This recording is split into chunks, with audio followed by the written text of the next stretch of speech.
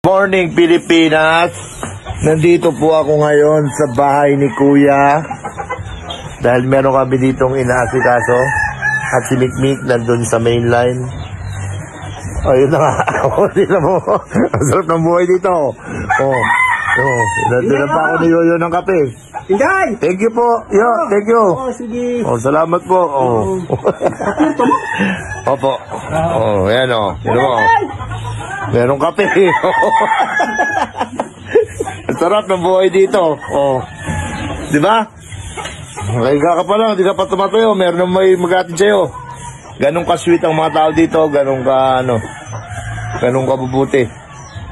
Hindi pa ako lumalabas dyan. Pag lumabas ako, makakuha tayo ng isda.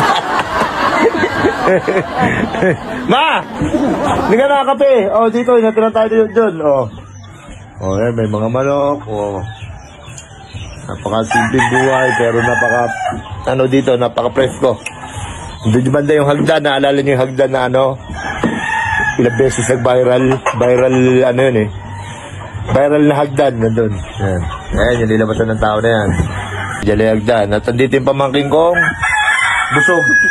Busog lang yan. Maganda kong pamangkin, Busog lang yan, May tinapay pa, May tinapay pa kami, Ngayon, naalala nyo, dito ako lagi nakaiga, Tapos pag ginigising ako ni Mikmik para makikain sa birthday.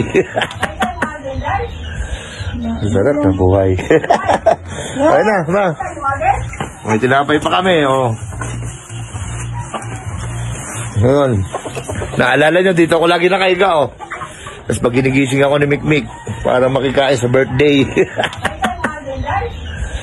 Sarap na buhay. Ayun na, ma. Kape na. Uy, bawang gising. Kape na. Pangilamos yan. Pangilamos. Kape na, kape. Ay, ito yung tayo. Hindi pa naman ito naasa. Nabisi. Binigyan nila Inday? Binigyan namin ito Yung, ayan, wag mo ito sa mga manok natin. Gamit ko na ito mga manok. Magkakaapo na naman kami. Okay. Kalag-kalag. Alam niyo yung kalag-kalag? Ano yun? Undas. Ang sarap dito, Kasi pag kalag-kalag dito, may mga okasyon na, meron ditong sabong.